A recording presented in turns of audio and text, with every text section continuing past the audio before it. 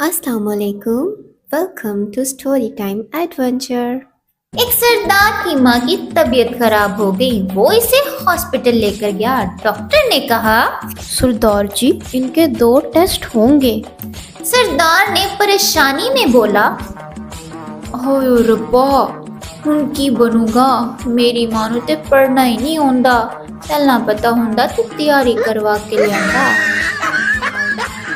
एक पुलिस वाले ने अपने बेटे से बोला, तुम्हारा रिजल्ट बहुत ही बुरा आया है। आज से तुम्हारा खेलना और टीवी देखना बिल्कुल बंद है।